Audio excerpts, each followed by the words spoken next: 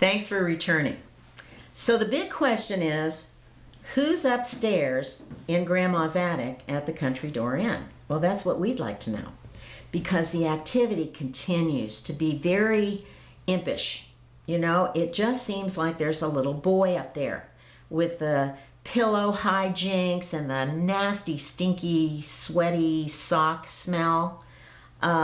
We feel like there's a little boy up there. Well, we got this inquiry for a reservation, and it was this really nice lady who was finishing her thesis. And she had children at home, and she wanted to make a reservation at a quiet place so that she could finish her thesis. And she made a reservation for almost a week, and she was about the only person in the inn except for over the weekend, sometimes 3 or 4 days. Over the weekend, there were other people at the inn, but those other days, she was there by herself. And that's what she wanted. She wanted peace and quiet, and she wanted an upstairs room.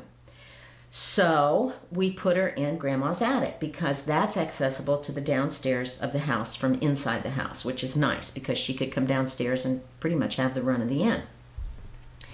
So we came in to do breakfast for her every morning, but then we had some other people checking in over the weekend, and there was a couple, friends of ours, that were staying with us, and then I think another couple. Anyway, Dave and I came in to do breakfast, and the lady was still upstairs in her room, and we were talking to our friends as we were cooking there in the kitchen, and we heard the lady starting to come down the stairs.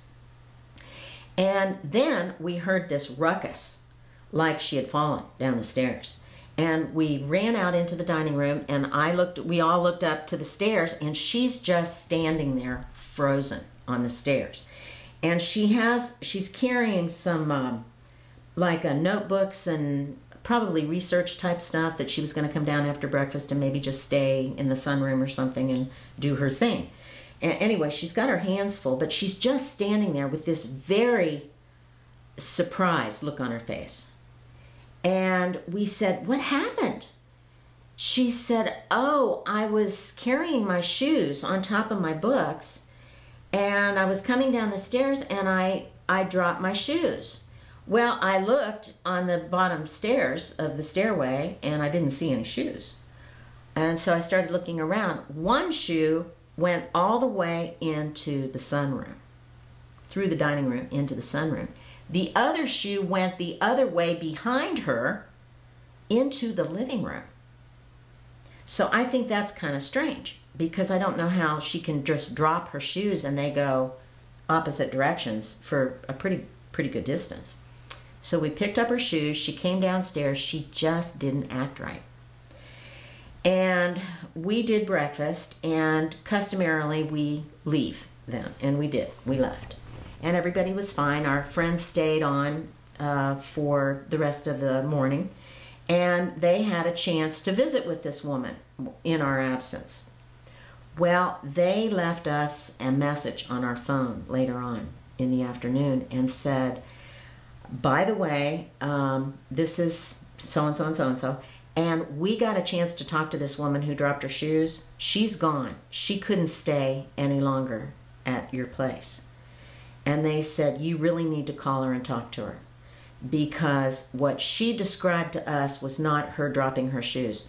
She told us that she couldn't stay there any longer because she said her shoes were wrenched out of her hands and thrown."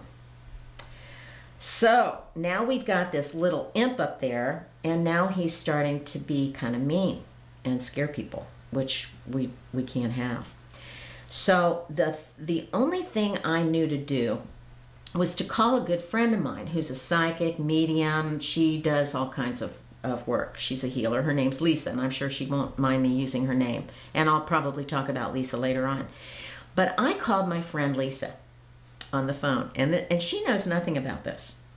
I called her on the phone, and I said, "Lisa, I have a situation out here at our inn at Country Door in one of the upstairs bedrooms." And immediately she says this. She said, "His name's Joey, and he's a little boy. He's got a dog, Max." And she said, "He's got something wrong with his feet. He's got gangrene in his feet. And he continues trying to wash the black off of his feet at the sink in his bedroom. and he doesn't understand why he can't run right and he can't play normally with other kids. She said there used to be other kids around. And she said he needs to cross over. And she said, if you'll just take a votive candle and go upstairs and call him in, light the candle and call him in. And she said, his parents are still alive. This is an orphan child, which made sense because this property used to be an orphanage for boys. Anyway, she said his parents are still alive and don't want him, but his grandparents have, or never wanted him because they were still alive. He's dead. But his grandparents have passed. So call him in, then call his grandparents in, and see if you can get him to go with his grandparents. So I did. Now this is way new territory for me. I've never talked to dead people and have never done any kind of thing like this. So I followed her instructions. I went upstairs. I called him in with his dog, and he was there immediately. I could hear him talking to me. And when I called him in, I lit the candle. When he came in, the flame on that little votive candle, that candle that sits inside the little glass thing, that flame flared up about that tall and just gyrated, you know. And then when he came in and got settled down, then the flame went down. Then when I called his grandparents in, the flame goes up again like this and just vibrates, you know. And then when they got settled in, it went back down to normal. So I'm talking to him. He's got a million questions. He says, will my feet hurt anymore? No, I said, your feet won't hurt anymore. Will there be other kids to play with? I said, there'll be so many kids to play with, you won't even be able to count how many kids there are to play with. He says, can I take my dog? I said, well, of course you can take your dog. And he said, what if I want to come back? What if I get over with my grandparents, and what if I want to come back here? And I said, well, Joey, it doesn't really work like that. You really need to stay over there. And I don't think he ever really came to terms with that. So Lisa, my friend, said that if we were successful in getting him to go with his grandparents and kind of cross over, that the flame would completely go out. So I left Joey with his grandparents, and his grandparents were real sweet. They wanted him to come with them real bad. I talked with them too a little bit. Anyway, I came back downstairs, and I gave it about 30 minutes. Go back upstairs, and a weird thing. The candle, I can't say that it had a flame on it, like a normal flame. It was as if someone had blown it out, and it just, you know, that moment where the wick is still glowing? Well, that's what I saw. The wick is still glowing. So I came back downstairs and I told my husband, I said, you know, there's no flame on that candle, but it's not totally out. It's like glowing. I don't know how it can continue to glow. The wick can continue to glow when there's no flame. So we gave it another 30 minutes, went back upstairs, and it's still like that. It's just the wick is glowing. There's no flame at all. It's just glowing. Finally, after another 30 minutes, we decided we needed to go. We needed to leave the house, the inn. So we left. I blew it out and myself, and we left. Never heard a thing more from Joey until we get a phone call at 10 o'clock one night. There's a big group of women staying at the inn, and I picked up the phone 10 o'clock at night.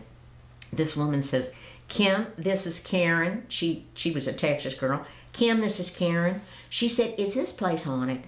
And I said, now why would you say that, Karen? She said, because there's a ton of kids running around upstairs laughing and giggling. So we think Joey went over with his grandparents, but we think he came back with a whole bunch of other kids. So I'll leave it there. This is just kind of a fun little ghost story.